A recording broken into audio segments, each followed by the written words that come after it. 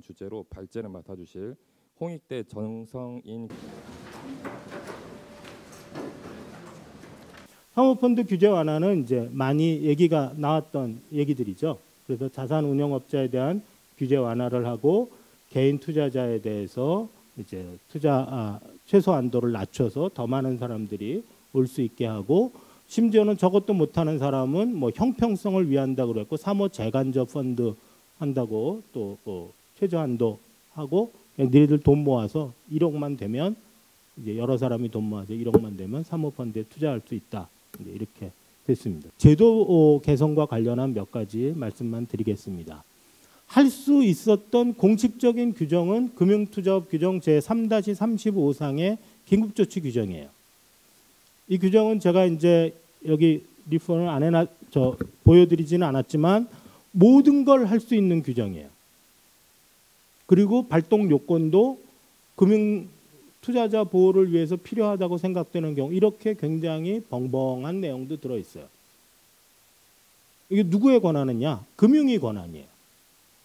근데 금융위가 이거를 써서 문제를 해결할 수도 있었는데 안 했어요.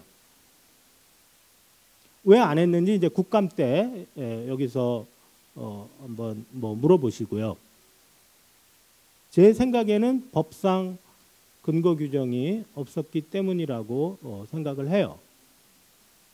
그래서 이거는 제가 금융위 많이 못했다고 맨날 야단치지만 이거는 제가 금융위원장이었어도 조금 못했을 것 같아요. 그러니까 그 말은 이거는 법의 근거 규정을 자본시장법에 만들어야 된다. 적기시정조치 권한 다 있는데 뭔 얘기입니까?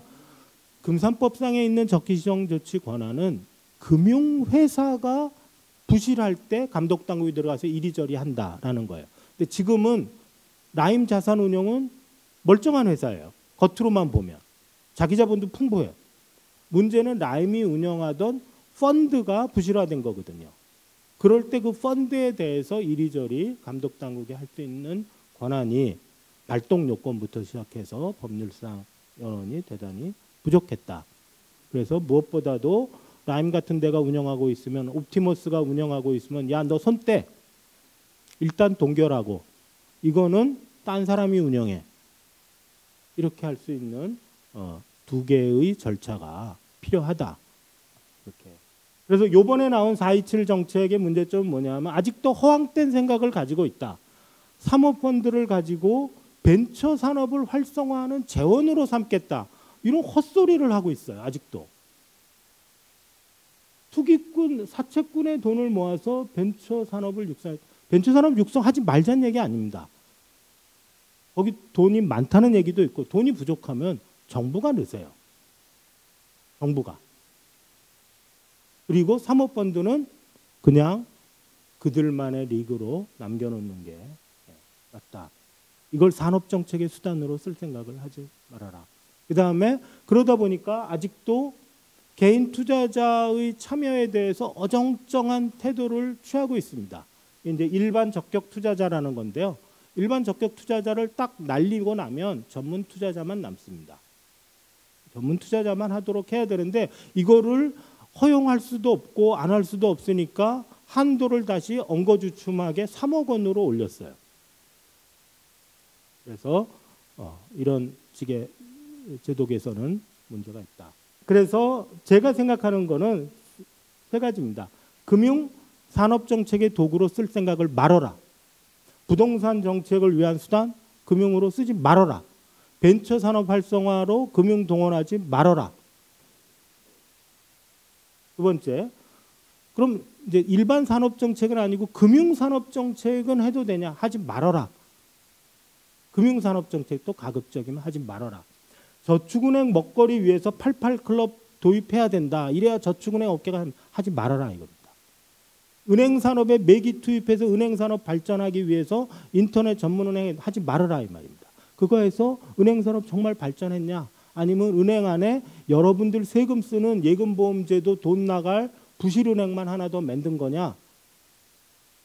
자산운용업 발전 위해 사모펀드 활성화해야. 지금 여러분 이런 사태 터지고 나서 야, 나 돈 있다. 너무너무 행복하게 사모펀드에 가입해야 되겠다. 사모펀드 시장 활성화될 것 같습니까? 이런 레퓨테이션 하에서 오히려 발전에 저해가 된다. 섣부른 규제 완화와 그에 따른 금융사고는 업계의 레퓨테이션을 떨어뜨려서 오히려 그 업계의 발전을 장애합니다. 그럼 어떻게 해야 되느냐? 아까 말한 그 2페이지째 구조에서 중간 단계를 빼는 것이 가장 작은 비용으로 효과를 내는 방법입니다. 그것은 뭐냐? 금융위를 해체하자는 거예요.